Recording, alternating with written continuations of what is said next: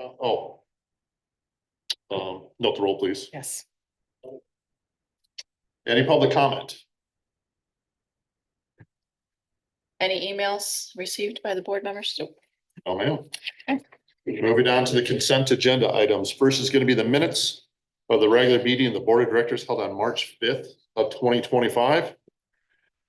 Also, the regular meeting of the Michigan South Central Power Agency Board of Commissioners held on February 6th of 2025. Also, the departmental reports for the Board of Public Utilities, operation reports, and financial statements for February of 25. The bills and accounts for period ending March 31st of 2025, and also the power supply cost projections. Is there any questions on any of those items? Nope. Seeing none, we need a motion. I'll make a motion to approve. Nice second. Get a motion and a second. All in favor, say aye. Aye. Any opposed, say nay. Thank you. Motion is passed. Next on the agenda will be the introduction of a couple new hirees. It's going to be Sam Black and David Hall. Do we have those items? So I will start with Sam, or not Sam, sorry, I will start with David. David, if you can come up and just give us a little brief. So David is our new safety and risk coordinator. Is taking over for Harold Jenkins. So if you want to just give us a brief overview of who you are. Like I said, my name is David Hall. I previously worked at Conagra Foods for 21 years. I was their EH&S coordinator there for the last 2.5 years. I was also interim manager for about 11 months.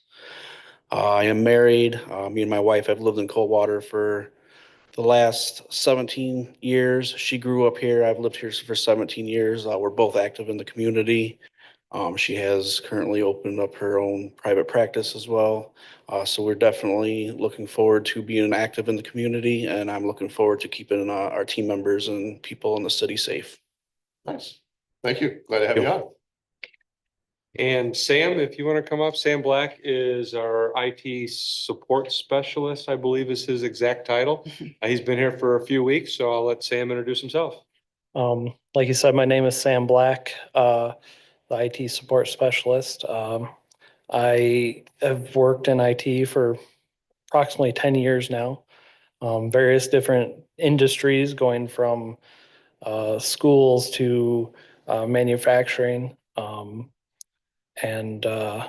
I grew up around the Reading area, live in Jonesville now. Yeah. Thank you. Glad to have you on. We love putting new employees on the spot. Yeah. You want to be sick tonight, he said. I said, you can't be sick. Okay, moving on to the regular agenda. Next is going to be the story walk presentation. Kimberly Feltner and Erica Donahue from the Branch District Library. And you. Well, I was going to introduce Kimberly and Erica, but you've already done that. So they're going to do a little presentation on the new story walk they're proposing for Waterworks Park. Hey, Brian, will you give them the clicker and make sure it's on, please? Brian, for that lovely introduction. Good evening. Like as mentioned, I am Kimberly Feltner. I'm Erica Donahue. And we're going to be talking to you about a proposed story walk project at Waterworks Park. So the question we usually get asked is, what is a story walk? And so this very first slide here shows you our story walk that has been installed at Heritage Park for 1.5 years approximately. And what a story walk is signs on posts along a trail where we place a deconstructed children's books for people to interact, read, and engage with. So like the first slide said, it brings the library outdoors. It combines two of my favorite passions, movement and also literacy. And so it has been a very positive experience at Heritage Park to encourage families, children's, adults, dog walkers to kind of read out in nature. We also have a second story walk at Quincy in their village park, and it has also been a very successful installation. And now Erica will kind of talk a little bit more about the logistics of what actually goes into making the story walk happen. So as you can see from the image above, this is our proposed, roughly where the signs would be located. That's down kind of by the waterway where the new parking is located. There would be a total of 18 signs, and that typically gets us most stories that you're going to read for your kiddos. So from front to end, each sign will have the book page, and then typically we include a fun activity for them to do as well. So whether it's hopping, skipping, or jumping to another sign, or reading it as a silly voice, or rolling like a roly-poly to the next sign, it just helps make it fun for the kids and the grandparents. Throughout our time with the Story Walk, the one request we keep getting is there's something longer. So the one at Heritage Park is relatively short. It's a quick little brisk walk, whereas this location would get us pretty close to a quarter mile from start to finish. So allowing the families to take a more prolonged journey through the newly renovated park. As Kimberly mentioned, it's a great way to increase our early literacy, which we know is super important for kiddos to succeed later in life. It's also a very accessible way for children to read stories. They're lower to the ground, so littles all the way up can see them really well. If you've got a wheelchair accessibility, anything like that, it's super, super inclusive. It's also a great way for us to reach into the ethnicities in Coldwater. So between our Haitian, Hispanic, and Arabic speaking patrons, we have stories for everybody, and it's just great, and it's free. It doesn't cost them anything to go to the park except for a little bit of their time. Some examples of some literature we've done at our previous Story Walk, but we'd also like to see at this one is like The Very Hungry Caterpillar. Eric Carle is super popular. If You Give a Mouse a Cookie, fun, silly story with a great message at the end, as well as a couple other literature pieces. I'll Build You a Bookcase is a beautiful bridging of the library going outdoors, and there's a story walk in it, which is fun. And then just some examples of some of our bilingual materials we can put in there as well. And so with these story walks, ideally they would be changed out 4 times a year. So we'd keep the content fresh, getting people to come back and visit for, the park, but also to read the new story as it's put out. When we typically change the stories, we update our library website, and we also push it out on all of our social media as well, that the new story is now available. And lastly, these projects we do, these story walks, could not be done without community support. We are very fortunate in this endeavor to have the support of Altrusa International Branch County. And I do have a small letter from them I would like to read to the council that indicates their support of the project. Altrusa International Branch County is proud to announce its financial support of Branch District Library's newest proposed installation of Story Walk at Waterworks Park. We will be working cooperatively with the library as well as the city and the Coldwater Board of Public Utilities. Along with providing funding, we will also help with book selection and maintenance of the physical plaques.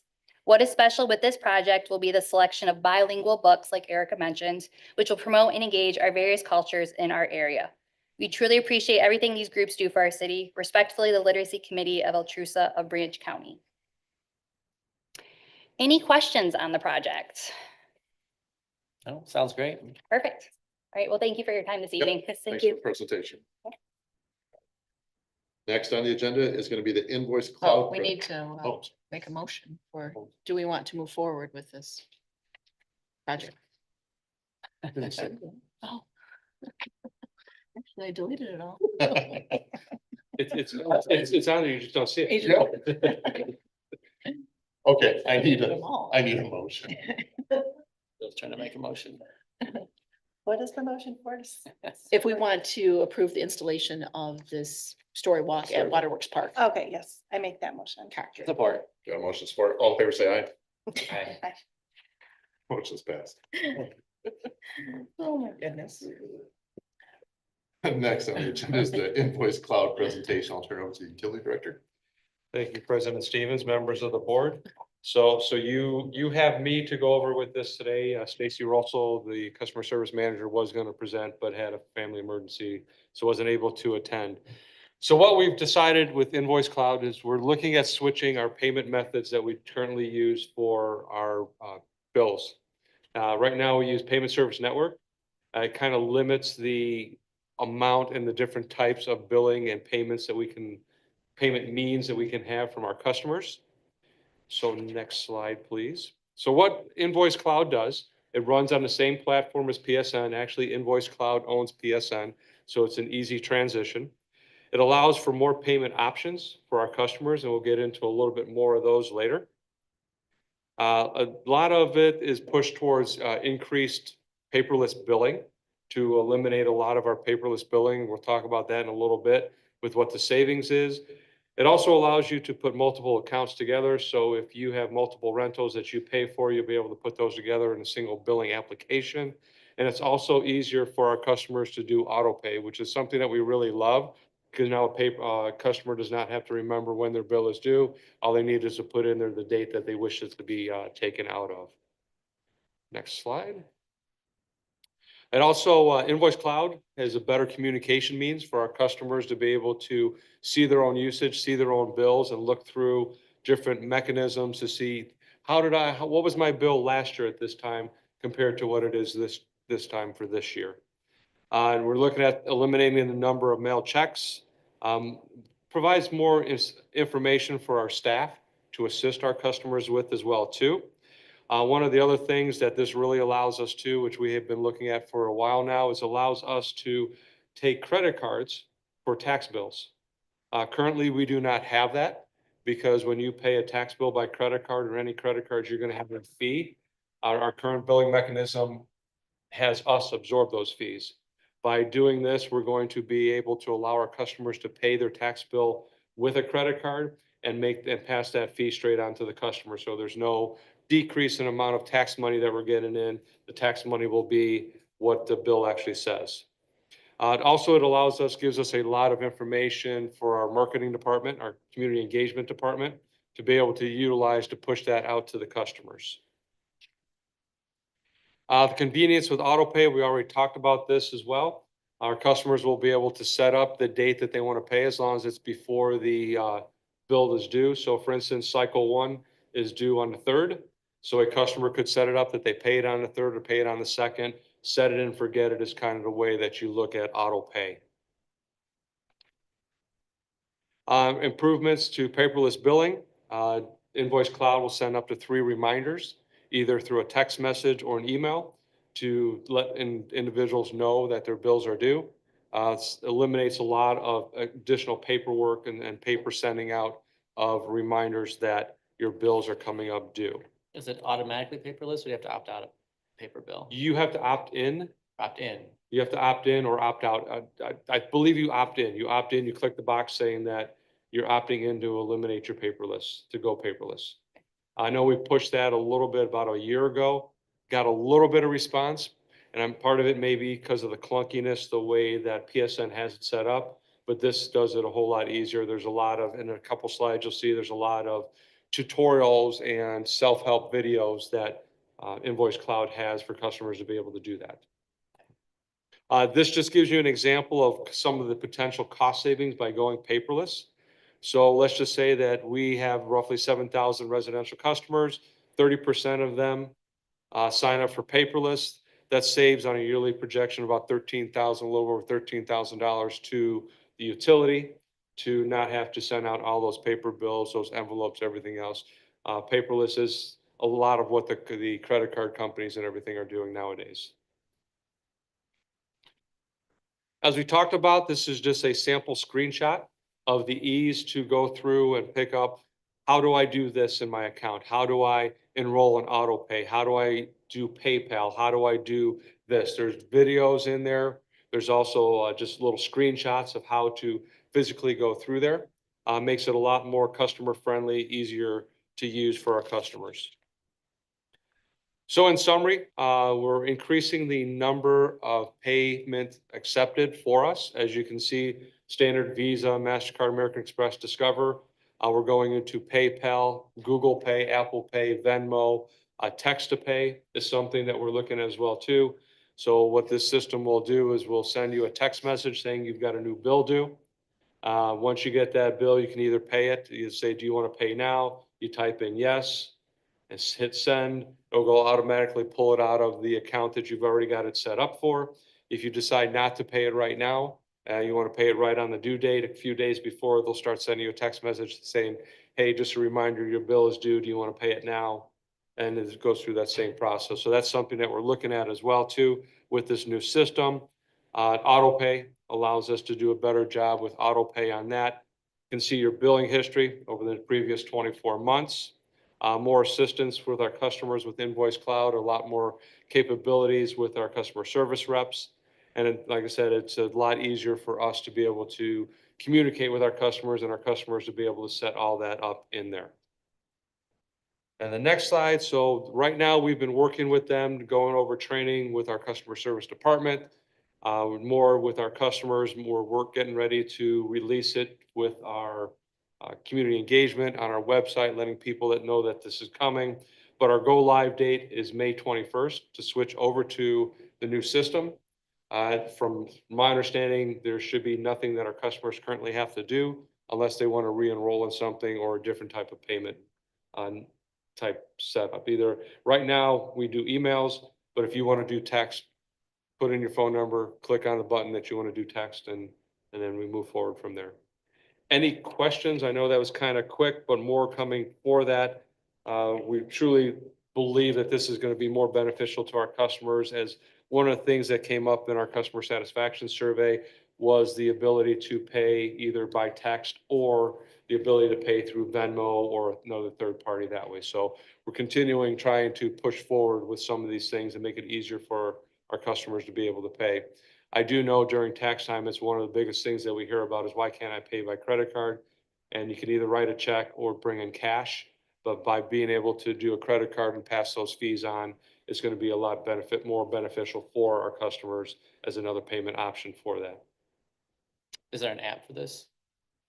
I believe there is, but I can check on that and get back to you on that. Is there an increased cost to us having this upgraded system? No, it's actually pretty much the same cost we're paying now with PSN. They waive the fee to do the install and all that because we're currently a customer of PSN. Great. And stream integration with our current billing system with Civic, no issues on that side as well. Perfect. Do you have a feel for the percentage that pay online versus those that mail or come in? I do have that number. I know I get that on a monthly basis, and I will get that for you as well too. I'll get those questions emailed out to you when I get a chance to sit down and talk with Stacy. Okay. Well, I thought would be people that pay online it'd probably dramatically increase by going to this new system. Oh, yeah, that's truly what we're hoping for. Yeah. The more that we can push to a paperless billing, the better our communication with our customers and the less costs that we're going to see. And there's always going to be customers out there that want to pay and get their bill in the mail. It's just something that people are comfortable with, and I was one of those. And when we started doing text to pay in previous utility, I loved it. And I'm one of those that don't like to get mail. As a kid, you always wanted to go to the mailbox and see if you got a card from somebody. And now you don't want to go to the mailbox because you get a bill. So now you don't have to go to the mailbox to get a bill. It just comes to your emails or to your phone. So it makes it a little easier that way. It's almost hard for a lot of companies to actually get a paper copy of a bill because they charge you for it. That's what some of them do. I know some of the telecommunication companies, they started charging you to actually get a paper copy of the bill as well. Yeah. And then there's the companies that you go and sign up for paperless and they still send you a paper bill. Yeah. And you continually remind them, I don't want paper anymore, and they still send it to you. Okay. Next on the agenda is going to be John Springhall, another stock transformer. Okay, well, good evening, President Stevens, members of the board. As you can see by the memo, we're going to talk about transformers. We continually evaluate our inventory levels, and with some recent projects ongoing, it was time to take a look at our stock levels. We noticed that we were low on some of the quantities that we normally keep in stock. And below you can see that we're looking for 20 transformers. We reached out to 3 vendors. And as you can see, Sunbelt Solomon, Powerline Supply, and Border States provided quotes. One item that I would mention there is Powerline Supply did not give us lead times, and they did not quote the quantity of 815 kVA transformers. At the end of the day, Sunbelt Solomon had the best lead times and the lowest bid. So we're asking approval to purchase 20 of these pad mount transformers from Sunbelt Solomon for a total cost of $305,920. So I'd be more than happy to answer any questions you may have. Are we low on these transformers just because we're utilizing them, or we're putting them out in the field, or? Currently, we've depleted some of our stock with the ongoing projects at Trail Tree. We've had service upgrades behind Walmart, the old Walmart Plaza, Willowbrook Plaza. I always remember it as Walmart Plaza, but it's the old Willowbrook Plaza. Then we've got projects ongoing that are in need of upgrade. We've used a few of those transfers for those type of requests. And, we don't want to be low on transfers for the next person that comes up and says, hey, we need to do this. Don't want to tell them, hey, you're going to be delayed because we have to wait for a transformer. So again, that's why we continuously evaluate what we have. And that's why we're formally requesting that we get our minimum levels back up to where we're comfortable. In addition to, and I'll just throw out there, so as John already knows, so one of the things as we just had the storms roll through, it's always nice to make sure that you have adequate stock in case you have a transformer or a pole blow down, transformer fall down, you need to have something to put back up on the new pole. So it's always really good to have adequate stock and keep your stocking quantities where they need to be, because you never know what's going to happen. In addition, our voltage is a little different than the majority of the country. Some other utilities do have our same voltage, but getting this particular voltage for our community is a little bit more difficult if you're reaching out to another utility to ask if anybody has one. So that's why it's imperative that we make sure that stock's there. Is it the 277 side? Is that what you're talking? No, about? it's the 13.8, the high voltage side. A lot of communities are on 14 or and maybe different voltages, but not that the 13.8 is an oddball, but it is one that is not in much demand as a remainder of the communities. Okay. How often do we replenish like this? Is it like once a year? Is this like a 2-year purchase, 6 months? I just don't have. Well, this quantity is probably quite high compared to most of the time when I come back and ask for transformers. And the reason being, we've had a lot of growth in the community of Coldwater and surrounding area that we've needed to utilize quite a few of these transformers. A simple lightning strike can take out a 500 kVA transformer, which is a pretty popular size, and so is the 300s. Those are the bulk of the cost when you start looking down through the quotes as to that price. But I may show up here once a year with a lot less, certainly a smaller dollar value, but this is a higher one due to the residential transformers and then the quantity of the larger 300 and 500s. So. Any other questions for him? If not, I need a motion. What you guys want to do? Motion to approve the purchase. Second. Motion second. All in favor, say aye. Aye. Any opposed, say nay. Okay, you're up again. All right, for, well, truck I number didn't 18. spend enough money the first time, so we're gonna look at this one. So truck 18, it's one of our utility pickup trucks. Typically, we replace them about every 10 years. This particular truck is a 2016 F-250. It's got about 67,000 miles on it. So with our standard of 10 years, it was time to look at replacing that. As mentioned here, it was in next year's fiscal budget, but there were some projects that didn't get completed. And we wanted to move that to this year to lessen the strain on the budget for next year. So the current truck, we're going to either take it to another department if there's a need for it or sell it. Typically, this truck is passed down to another department, but Coal Story did give us a bid of $58,404, and it was a state bid. And there were, so per our purchasing policy, no competitive bids are required. So at this time, yes, we are recommending that we go ahead and replace this truck for that total price of $58,404.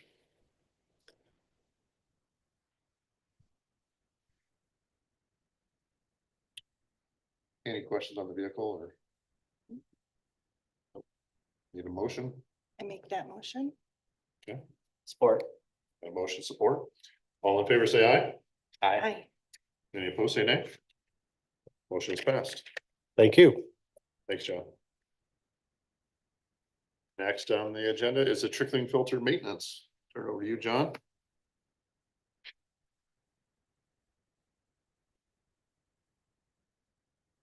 Good evening, President Stevens and other board members.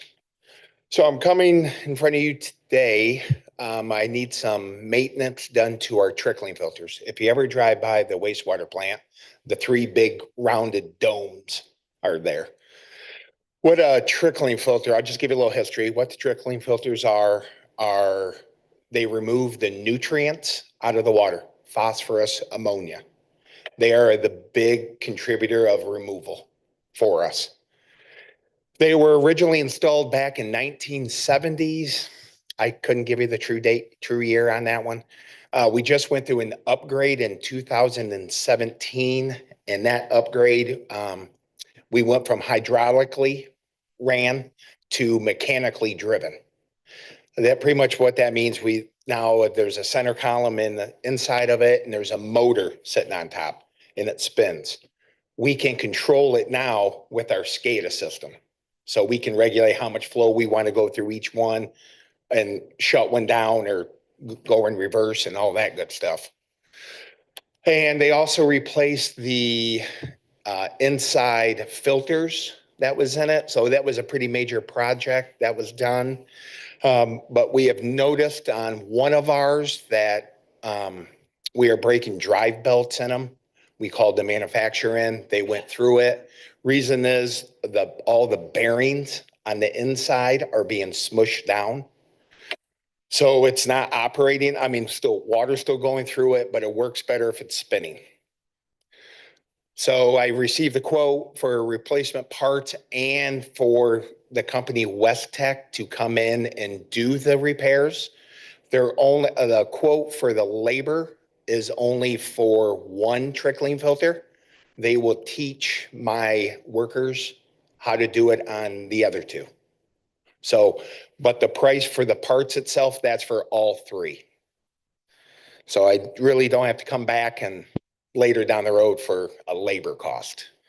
So I'm here tonight to get a approval of $146,423 so we can get these trickling filters back up and running properly. Any questions or comments? So will this fix it for another 40 years then? Is this, I mean, how? No, long is it- yeah, I apologize. That was also on the memo. So like I said, that was done in 2017. I'm not sure if we got a bad lot of bearings. I don't know. So knock on wood, hopefully this will last for 15, 20 years. So every moving part's always going to fail. Right. And they run 24/7. It's not like we shut them off. So. Hey, expensive night. It is. So, I'll make a motion to approve the purchase. Thank you. Yeah. Got a motion, a second? all right, thank you. Thank you. All in favor, say aye. Aye. Any opposed, say nay. Motion's passed. Next on the agenda is going to be the ITC Jonesville Road Substation easement amendments. Andrew, you are up. Thank you, President Stevens. Good evening, members of the board. Here today to talk about the ITC Jonesville Substation easement amendments. Back in 2016, Coldwater started construction of what we refer to as the Jonesville Substation on the northeast side of town. Adjacent to our Jonesville Substation is the Newton Substation that's owned and operated by ITC, also referred to as METC for this portion of the state. That is a ring bus configuration that allows for four inputs and outputs that is currently at its maximum capacity. DTE is looking to construct a solar field adjacent to the property, just to the east and kind of in a C shape to the south. They are looking to interconnect that Cold Creek Solar project into the Newton substation owned by ITC. In order to do so, ITC will need to add another rung. They'll need to expand the substation to allow for that interconnection. ITC is going to be expanding the substation roughly 30 to 50 foot to the south and then relocating one of the transmission lines into this facility, into their Newton substation. Staff is recommending board approval for the agreement number A2526 and agreement number 2527. We'll note that as a real estate transaction, this would also then need to go in front of city council for approval. I will note that the agreement A2526 is for the expansion of the substation area.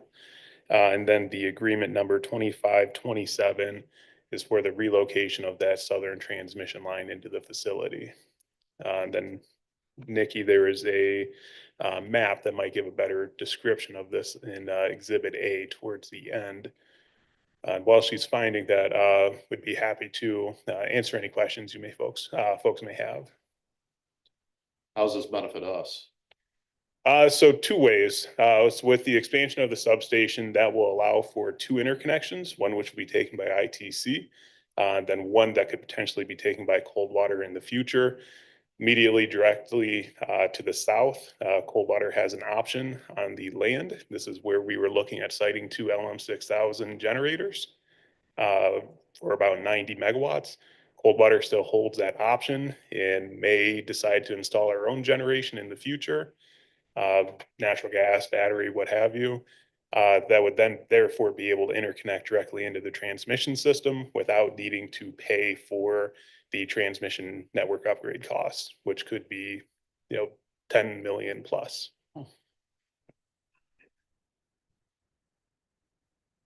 With, I will note as well, with generation next to our facility, we'll also receive what I'll refer to as the physics benefits of stabilized frequency, improved voltage regulation, having a local source of power for our community. While we're not directly off takers of the energy, we'll receive the benefits of it. So this drawing that Nikki brought up shows you the change in the easement. Currently, there's an easement on the south side of, if you look where it says Newton, Michigan Avenue T-line, there's a transmission line there's an easement that comes across there. ITC wants to change the way that it comes in and come into that bottom left corner of the substation itself. If you look at the next drawing on the bottom, that's kind of what they're asking for on that portion of it. And if you can go up to the previous agreement, Nikki, I think that you scroll back to Exhibit A. That will show what they're planning on doing for, so you'll see on the bottom right there, you'll see the little dashed line coming on the south side there. That's the extension that ITC has requested of inside that substation as well too. So those are the two easements that we're talking about here. One is a relocation of the transmission line. The other is an expansion of the substation footprint that they currently have. So will this affect the transmissions coming into Coldwater? So if we had another power outage and there was a line down, is this gonna cause more problems for us while they're doing this update? It should not, no. The reason that this update is being done is for DTE's purpose, to be able to interconnect to the transmission system for their solar. It's really gonna create no contingency issues with ITC's ability to bring in. This line, actually, the rerouting of this line is the one that goes down to Michigan. So that there'll be a short outage, but we'll make sure before they actually take that outage that we have our two feeds coming in from the south and the one from the north. So we'll make sure that everything is set up before this all gets scheduled for them to take out. And we'll also make sure that we have a definitive construction plan so that we know how long it's going to take, and we're going to hold their feet to the fire to make sure that they are done on time. So we're not putting any risk to our customers with outages.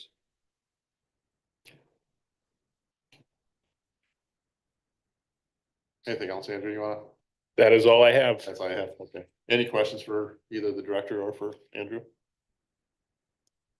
Okay. What is the desire of the board? I make a motion to approve. Support. Support. Thinking about it? No. Okay. Okay. All in favor, say aye. Aye.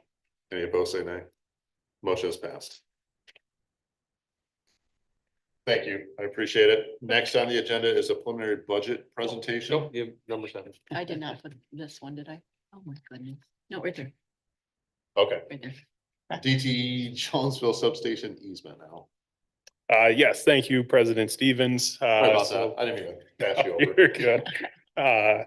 So very similar, related to the same project. So As I mentioned, DTE is looking to cross our property to enter into the ITC Newton substation. So this will be the easement agreement with DTE to install a pole, obtain a easement into that facility. I believe the length of that would be about 266 feet long to get to their fence, and then would have a width of about 100 feet wide to maintain vegetation management and what have you to protect their transmission line. Believe towards the end, Nikki, in Exhibit A is also a map showing that location from the eastern side of the Coldwater parcel into the ITC substation.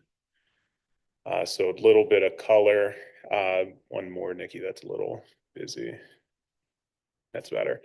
So DTE will be collecting what will be referred to as a collector substation. So they'll have a couple hundred acres worth of solar fields that will all feed into a central location.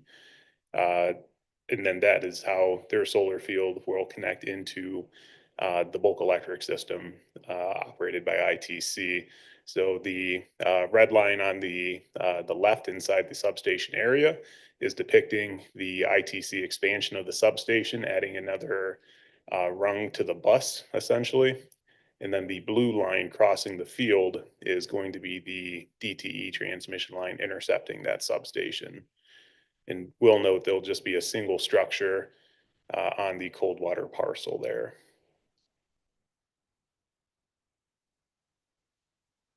So with that, staff is recommending approval of agreement number A25-28.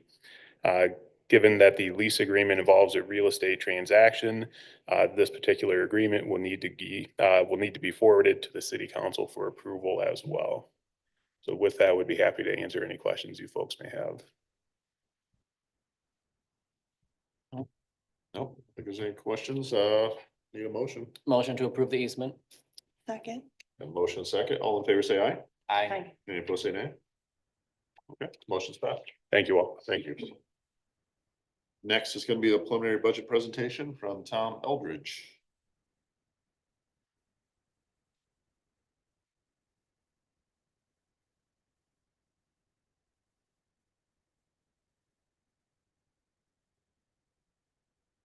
Good evening, President Stevens, members of the board. Tonight, we are going to go through highlights of the financial forecast for the utility funds for the upcoming 2026 fiscal year.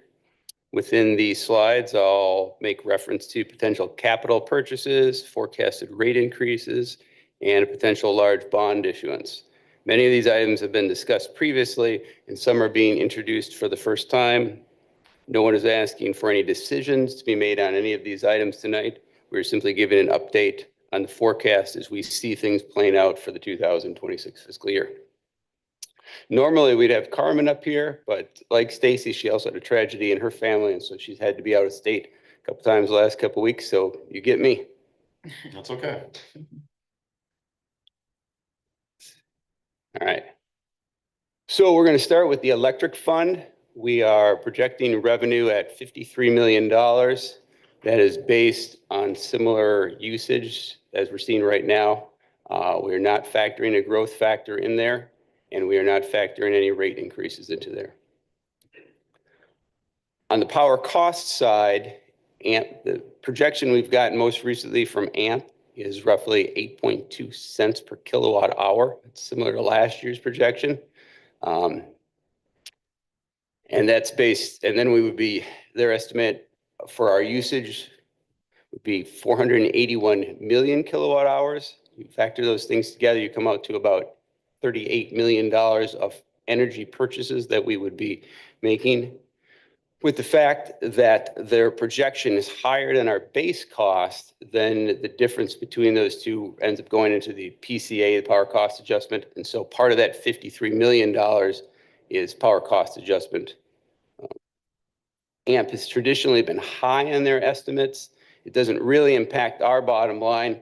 If the cost is lower than that, both our revenue and our costs will be lower. If it's higher, both our revenue and our costs will be higher.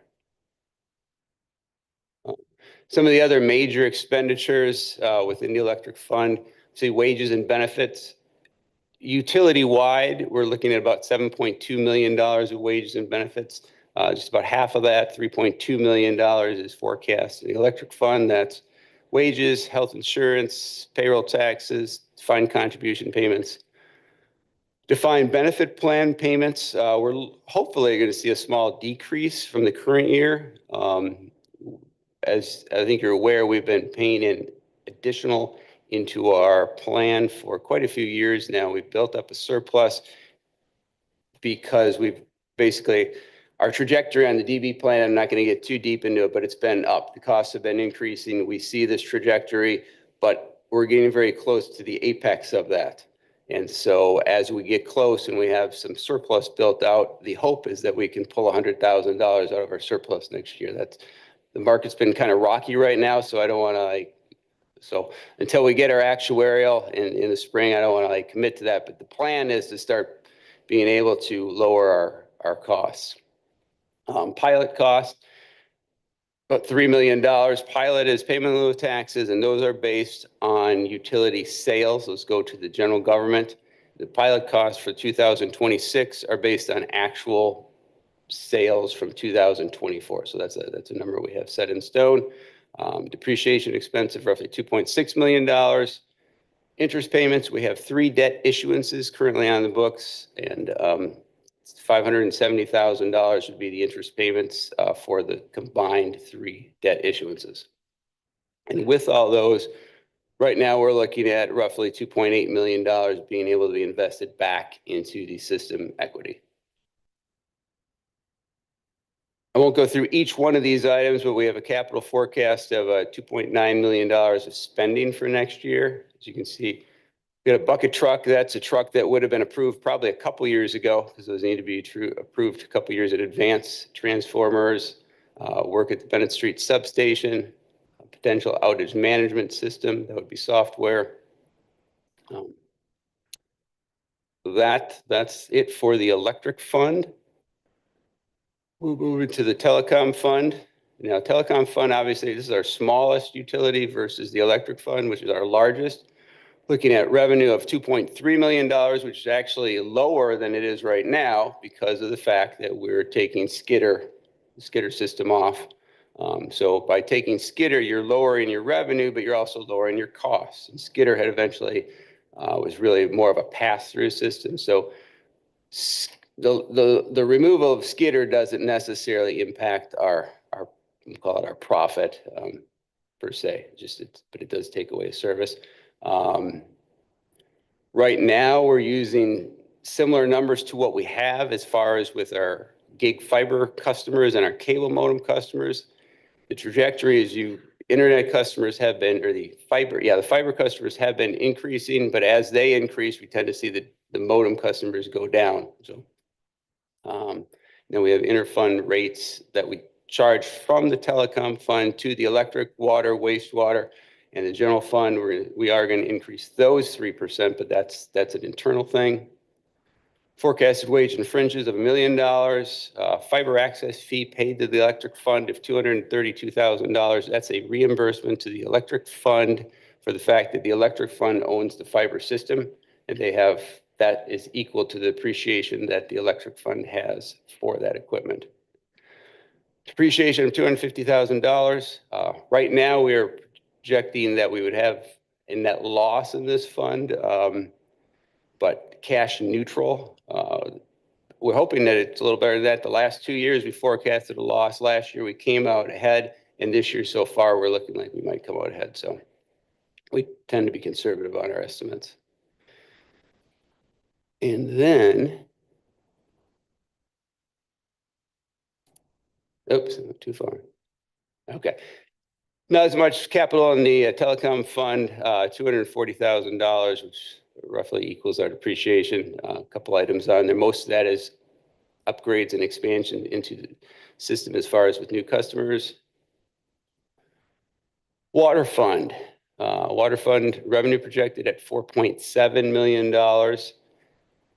Now, this is based on current usage trends. We haven't put a growth factor in there, and there is an anticipated rate increase in the water fund.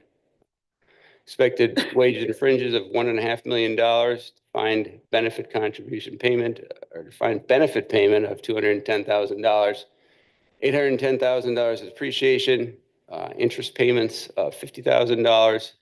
This is expected $545,000 invested back into the system. Capital on the water side, $1.6 million. The most significant item there is North Clay Street project. It'll happen this summer. It's replacing water lines. And then right underneath that, continuation of the lead copper line removal project. The situation we have right now with the state is that we're getting reimbursed dollar per dollar for that. We don't know, but the expectation, this current situation will end in the fall. And the hope is we get a new agreement with the state, but most likely it won't be a 1-for-1. It'll be more of a, 50% reimbursement. So we're going to put that in the budget. That's kind of the expectation, what we see. Trucks, we got a pump on the budget. Moving forward to the wastewater fund. Revenue of $6.6 million, again, similar to the water based on our current trends, and there is a rate increase built into that as well. Expected wage and fringes of $1.3 million, defined benefit payment of $210,000. We're obviously looking at a large debt issuance. Right now, we're kind of projecting that to be about a year from now. So we're throwing in, we're going to predict that it's going to be in April. We don't know that right now. We got to use a date. So we're looking at cost of issuance fees of closer to $500,000 on that. We got depreciation expense of $1.3 million. With our current debt that's on the books, we would have about $510,000 of interest, but factoring in the potential for the new debt issuance, adding 3 months, if we issue it in April, that would be probably another $300,000. So we were looking at interest expense of around $850,000, with the end of the day having about $800,000 invested back into the system. Capital forecast, the $3.2 million. A lot of this has to do with the wastewater treatment facility, but prior to the expansion project, that first item, ultraviolet equipment is something, again, it's kind of related to the overall project, but we're doing it ahead of time and not bonding for that. The engineering costs are related to the expansion, and a couple other items on the docket for out at the plant. Obviously, the most significant situation regarding the wastewater fund is the expected expansion of the facility. Right now, engineering is going on, but we're waiting and trying to get until we get good estimates, and then most likely we'll be planning for a debt issuance with your approval of that. And like I said, right now we're using, for budget purposes, April of 2026. Right. So what we like to do about every other year, especially when we're talking about potential rate increases, is we like to go out and kind of do a survey of our neighbors to see what other communities around the area are charging. I think that's my next slide.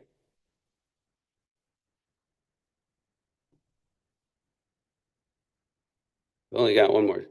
There we go. All right. And again, we've just finished up a cost of service study that was done by Utility Financial Solutions, the company that we've used for quite a long time. Right now, we are forecasting a 3.9% rate increase within the water fund. 3.9% equates to about $160,000. One of the reasons we would do that in the water fund is because we have low cash in the water fund. We've tried to keep our rates as low as possible. And you'll see in a minute that our rates are very low in the water fund, but because we have low rates, we also have low cash. And if we're wanting to maintain our system and be able to have future capital upgrades, that would be one of the things necessary. On the wastewater side, we're looking at 3.5%. And then again, that's based on the work we've done with our UFS, the cost of service study. That 3.5% equates to a little over $200,000.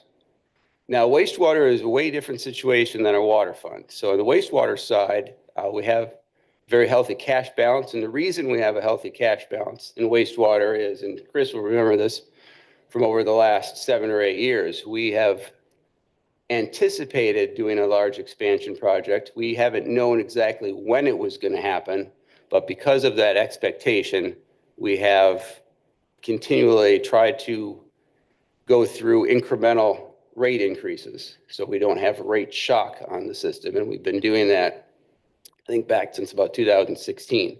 And because of that, we have built up a healthy cash situation so that we can do this. If we, whether we do it or not, that'll be up to you. But the idea is that if we're going to do it, that we want to be able to afford to do it.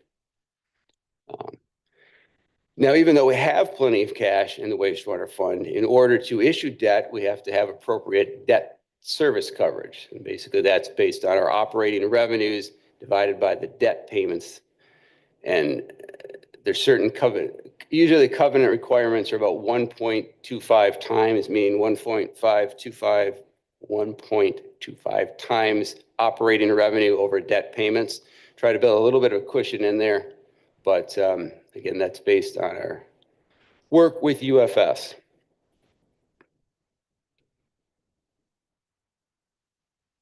I really only have one more. All right. So here's where we go with our comparison with our neighboring communities. If you look what we've gone out and focus on the left-hand side of that. So we've gone out and communicated with 13 or 14 of our neighbors. And rather than give you too many charts, we've gone through and we've taken wastewater and water charges and added them together. So that $79 for Coldwater represents what an average customer using a 5/8 meter and using 5,000 gallons of water in a month would pay, $79. If you look at there, it actually makes a lot of sense. You can see Battle Creek have about 50,000 residents, Jackson, 32,000 residents. Those larger communities able to spread their costs out. If you look at the bottom, you'll see the Quincy's and the Union Cities, obviously much smaller, not able to spread their costs out as much. Their residents pay significantly more because of the size of the communities. When we're talking about Coldwater, thinking about our equivalents, Sturgis and Coldwater are roughly the same size. Then you have Three Rivers, Charlotte, Marshall. It's kind of who we're kind of comparing ourselves to, Hillsdale as well. So we feel that currently we fit in pretty comparably and favorably into that world. I don't want to get too hyped up on the other side, but what we then did is say, hey, what if we increased our rates like we're predicting that we will? Where will our rates go and still be compared to our neighbors?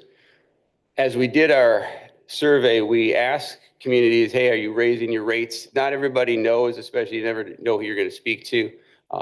Battle Creek and Sturgis and Charlotte were able to give us what they think they're going to raise their rates for the next year. So we've included those into the graph on the right-hand side, again, to show you where Coldwater would fit into the world based on these projections. Again, no one's asking for any rate increases tonight, just giving you a heads up, because next month, I believe we will have a presentation by Dawn from Utility Financial Solutions, and she will be here to go through the cost of service study. This just kind of shows you where we are right now in comparison. So with that, any questions before I lose my voice? Besides the fact that you will be asked to approve the utility budgets a month from now, your May 7th meeting, and then from there, the city council will adopt the overall budget on June 9th. So, and Tom, you can correct me if I'm wrong, we're still working with UFS on the electric side. One of the things we're looking at doing is a rebalancing of the PCA and our base cost. So they're working on all that as well too. We should have better numbers for you either next month or the following month. As you remember, electric won't go into effect till September 1st if approved, only because we like to do that for after the summer season, after summer cooling season, to lessen the burden on the ratepayers, because the water wastewater would go into effect July 1st, and we didn't want to do water, wastewater, and electric all the same time as the summer peaking season happens. And also, if you haven't seen the news lately, that our neighboring utility, consumers, got a rate increase approved. They will go into effect on Friday. They anticipate a $2.78 increase per month for the average customer. And they also just put in for another rate increase to go into effect July 2nd. So they're not sure what that rate increase would be as well too. But as you remember, we're about 30% lower right now, 30% plus lower than what consumers is. And we'll try to get that shown to you as we move forward.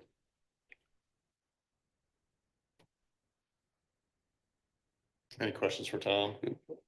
Okay, thanks. Thanks, Tom. Appreciate it. Next is public comment. Seeing none, we'll move on to new business and to the director's report. Thank you, President Stevens, member of the board. So I'm going to go off script a little bit here. What I wanted to do is give you a little update as far as what had happened Sunday and some of the things that we're looking at to try to mitigate that in the future. So first, let's talk a little bit about transmission, distribution, and generators. So those are the three main components when you talk about an electrical system. So the transmission transmits power over long distances at higher voltages, normally 100,000 volts and above. They do longer distances. So our transmission system is owned by ITC or METC. METC, as Andrew had mentioned, is a Michigan Electric Transmission Company, exclusively takes care of all the transmission in the state. The transmission goes down to the distribution level, goes into a substation, drops the 100,000 plus volts down to usable levels. We normally refer to it as a 15,000 or 15 kV system. As John mentioned, it's either 13.8, 13.2, 14.4, 4160. Those are the normal standard distribution voltages. This is what CBPU does. We are a distribution utility. We take transmission voltage and distribute it to our customers as a whole. And we get into generation. So generators, basically, they deliver the power to either the transmission system or to the distribution system. And then that ultimately gets to the customer. That's the short, skinny 2-second view of how an electrical system is set up. So what actually happened? So around 5:20 on Sunday, severe storms rolled through the area. Wind, rain, lightning, unconfirmed funnel clouds, a little bit of everything we got around the 5:20 mark. No real major damage to our system, maybe 1 or 2 outages, tree branch here, tree bench there, nothing major as far as an outage. You know, knock on wood, we thought everything was good. 6:20, we started reporting outages of roughly 3,200 customers, which is roughly 43% of our entire system. So after saying a few explicitives, I'm sure that the rest of the electric guys decided either it was a substation that was tripped off or transmission system. Well, the worst part about it was the transmission system had tripped off. We determined that it was an ITC METC transmission line, the Morse Road line that comes in, which had tripped off. So if you think about our system, we've got our substation down in Garfield, which takes Morse Road coming in, as well as the Batavia. So the Batavia line was out for maintenance. We believe that was when they were cutting in the Apex Solar. So they had to have that line out of service as they're replacing poles and getting that all set up. Morse Road is the other transmission line that comes in at the Garfield substation, and that one tripped out because of broken poles is what we believe and what we're being told from ITC. The other feed that comes in is the Newton-Wagner line, which basically feeds into the Jonesville sub. That line from Jonesville feeds down to Michigan, feeds down to Garfield, and then into Butters as well too. It also feeds the Bennett Street substation, which takes care of a lot of our downtown, a lot of our residents, which is the one that we're looking at replacing, bringing up to a standard voltage for our system. Unfortunately, at that point in time, ITC METC had the Jonesville to Michigan line open because they were cutting in the Jupiter power plant, the Jupiter battery storage over there at the corner of Michigan and State. Unbeknownst to us, or our understanding is they were going to come in with a single line. What it turned out is they had a dual line, one coming in, one coming out. The substation that feeds the battery plant was not operational at that point, and therefore we lost power other than to Jonesville. So the reason that you saw a lot of the power from the city from basically Culver's east is because we had rerouted some of the power out of the Michigan sub over to the Jonesville sub due to the maintenance that ITC requested. They were going to be doing work over the top of our distribution lines, and we wanted to make sure that they were safe. So they had requested that line be out or just covered up. We chose to take it out of service and move forward, and that's why you saw where the power was sitting. So at that point in time, we contacted ITC to find out what the estimated minimum time was, what they knew, how soon we can get our feeds coming back into the city. They gave us an estimate of 16 hours at the minimum to get the work that they were doing on the Jupiter battery plant back in service so we can feed back down to the Newton Wagner line, as they were still investigating what was happening at the Moores Road line. Wasn't quite sure what that was going to happen. We told them that was very unacceptable because we had paid to make sure that we had redundancy coming into our system, of which that was not happening. Later that evening, they told us that the next estimate was that we'd have restoration of that service back in by 7 a.m. the following morning on Monday. So what we did from a BPU perspective, we said, okay, if they're going to be that long, how can we get power restored to at least some of our customers, the downtown area, police, fire, this building as well too. So we worked with AMP and the AMP operators to develop the plan of how we could start some of the backup generation, which we had purchased a few years ago. If you remember, we got 7.5 megawatts over at the Bennett Street sub, as well as 7.5 megawatts up at the Michigan sub. So we started looking at that, how we were going to do it. We went ahead and our startup procedures to get Bennett Street up and running as best as we could. So Bennett Street has 2 power blocks, about 3.75 megawatts each. So what we wanted to do is do one at a time to make sure that we knew how to do it and walk through there. So we got the first power block up and going. In parallel, crews worked on switching that line back into at Michigan to power up the bus at the Michigan sub to be able to feed some of the circuits, residential circuits, out of the Michigan Avenue sub. So we worked those in parallel to try to make sure that we got everyone in as quickly as possible. So around 10 p.m., we went ahead and got the genset running at the Bennett Street sub. Around 10:30, or during that half-hour period between 10 and 10:30, we started energizing circuits. The first circuit we energized is what we call the center circuit, which takes care of the majority of the downtown area, police, fire, this building, and so on. So I said, great, everything's working and moving forward. We actually did find one of the generators inside of the Bennett Street substation was unable to generate, so we had to shut it down, or it automatically shut itself down, which left us roughly 3 megawatts of availability out of the Bennett Street generators. Around 10:30 or so, we decided to go ahead and put on another circuit. And what we found out is because of the inrush and everything coming in that we tripped off the generators. So live and learn, we got that noted for our next after action plans, not to do it that way, and find out how we can do some additional switching out in the field to be able to do that. So after that one tripped off, what we started to do is, you know what, let's work on this. Let's let these generators cool off and get them back started here in a little bit. Around 11 o'clock, we started the other power bank, which is the second set of generators out at Bennett. And we were able to get the hospital up as well as some other smaller loads. We roughly have around about a meg and a half of generation going, and was able to get the hospital back up and going, as like I said, as well as some of the additional residential around there. Around 12:30, we were able to get the first set of power blocks back up and going at the Michigan sub, or at the Bennett Street substation. And then what we did is we slowly and meticulously started the re-energization as much as we could of some of the circuits. What we did is we went ahead and did the center circuit again, because that took care of what we felt was critical load, police, fire, as well as this building as well too, to make sure that our servers were up and going at that point in time. We left the other circuit off, knowing that last time it tripped off. We don't want to do that again, so we left that up and going. So at that point, that was about all we can really do. sent our crews home so they can get a little bit of rest and plan on everyone coming back in at 7 a.m., knowing that ITC would be back up or hopefully back up. If they weren't back up, we'd come up with another game plan of how we could rotate circuits on just to make sure that we can get as many customers, as much power as we could give out at that point in time. At 5:20, ITC was able to re-energize the line coming from Jonesville to Michigan and through the entire loop. So at that point in time, we picked up about another 100 or so customers because the Garfield sub came back on. So that was a good thing. So we met at 7 a.m. and came up with a restoration plan to bring everything back to normal now that we had our transmission feed coming in.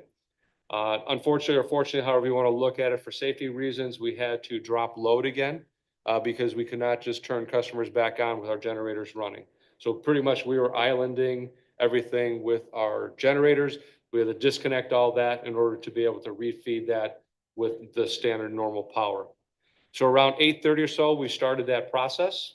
We completed that process around 9:30 and our system was restored, other than maybe a dozen or so customers that actually had reported outages, which we found fuses down, not really many outages. As I said, our system held pretty good for the original storm coming through. So with that, that's how we went through. We're working on an after action meeting. John and Andrew and myself will be sitting down as far as what worked well, what didn't work well, to make sure that we have written procedures in the future in case this ever happens in the future. We don't anticipate it, but we always want to make sure that we're prepared for that. And with that, I'd like to thank everyone for their hard work and dedication that completed the restoration for our citizens and customers, which included, and I know I'll miss somebody, the line crews, the engineering department, facilities, IT, the water operators, the wastewater operators who would come in and made sure that we're able to pump water out and take water back in. Generation that they had to put up and rotate around through our lift stations and pump stations. Police department, fire department for putting out stop signs as we lost power downtown for our traffic signals.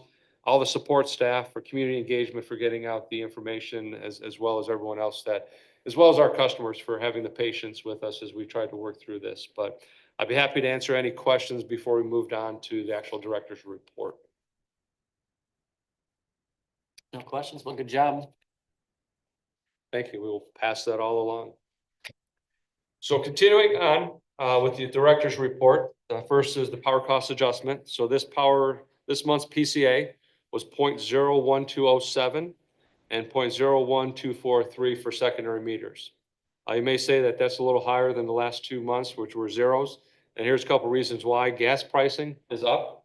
The futures market is showing $4 to $5 for the future, where just a few months ago it was $2.50 to $3. So gas pricing is going up with the anticipate not knowing what's going to happen with the tariffs and power and gas coming in from Canada.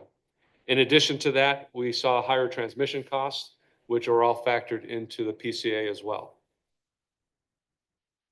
Personnel, we went through a lot of this. I won't go over Sam or David on that as they introduce themselves, but you can read there as far as their backgrounds a little bit, as far as where they went to college. We did have a resignation. Sheila Puffenberger, who's the IT manager, resigned on March 20th. We want to wish Sheila and much success in her new endeavors. In February, we hosted the BACC Career Readiness and Exploration Group. We had 2 classes from the Waldron Center, the BACC, come in. On February 28th, they got a small taste of how we handle in a hometown feel. For our utility customers, we went and talked about utilities, how to set up utilities.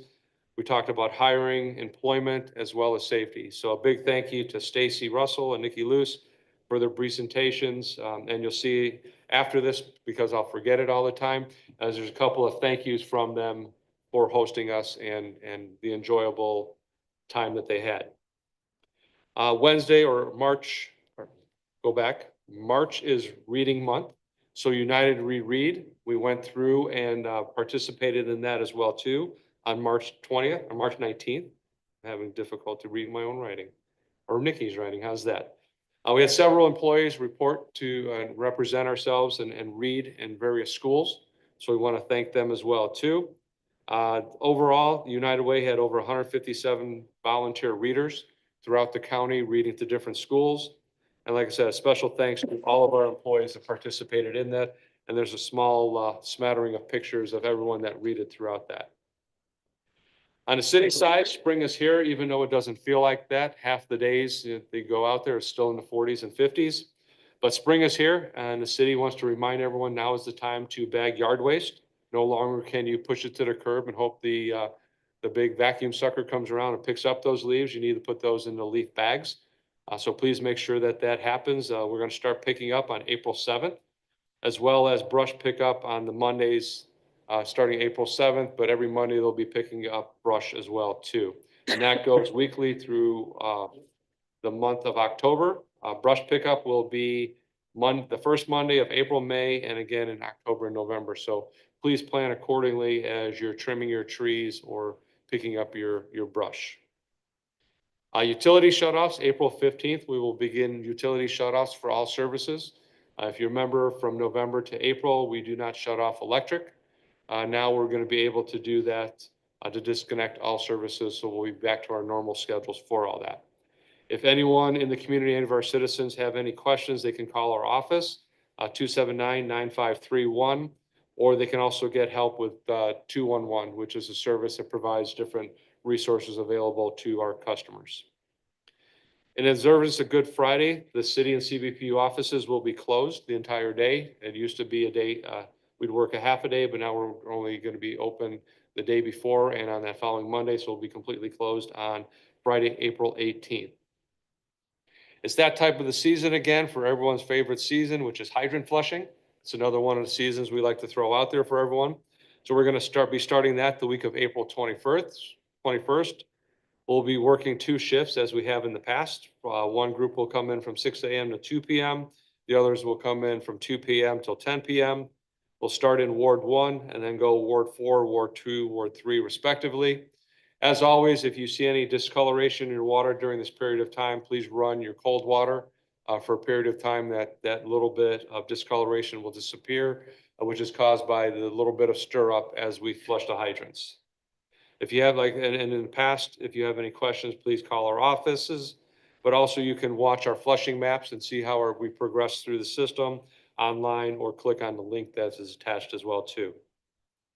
Earth Day, Earth Month is here. The goal is to help to beautify Coldwater. So we are working with local organizations as well as anyone that would like to, and city staff and BPU staff on Thursday, April 24th with a makeup date on April 25th if it rains to beautify the city and do community cleanup. We're going to be starting this year with a welcome and thank you lunch over at Heritage Park at noon. After that, we'll be dispersing crews to city and CBPU crews will be over at the cemetery, helping to beautify the cemetery, pick up sticks. Other projects we'll have is Heritage Park cleanup. We're also, if we have enough volunteers, we'll be painting park benches as well. If there's enough volunteers, I'm sure we can find another park that can do some cleanup work as well. After that, if you wish to, we'll be doing our annual downtown cleanup starting at 3 p.m. to 5 p.m. After that cleanup will be a volunteer dinner provided by Broadway Grill. If you have any questions, please contact Stephanie, and her contact information is down below there. Thank you all for attending the strategic planning. Just a reminder that the next session is April 29th from 4 p.m. till 8 p.m. And I'll be sending out emails in the next week or so with a little bit of homework to continue looking strategically as a vision for the city and the BPU. In addition, our Vector truck is here. If you remember right, we ordered that in August of 2024. It has been delivered. This will replace the 2018 truck, which is on a 5 to 7 year placement schedule. As soon as we get the title, we'll be going ahead and getting that stickered up and licensed, and you'll start seeing that on the street as well. Once we're comfortable with that, through all of our training, we'll go ahead and put the other Vector truck online for sale, or we'll ask for bids for sale. Right now, we're gaining a lot of interest in people that want that truck because of the way that we maintain it. And I do have one other thing, just as I got the last thing other than the thank yous there. is you may be wondering how many more Skitter customers we have, as we have 2 months to switch them over to fiber and to streaming services. Little under 250 customers remaining, and that includes 8 businesses. So we got the push out there, but there'll be a continued push to get these. I know one of the things that the telecom department as well as community engagement are working on is a session out at the Burnside Center to help those individuals learn how to stream services moving forward. And with that, I'd be happy to answer any questions that you may have regarding the report or anything else that we had discussed.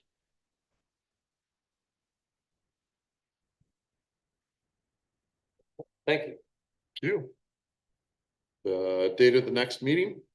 Wednesday, May 7th. Okay. Good, as far as we know. I may not be able to make it.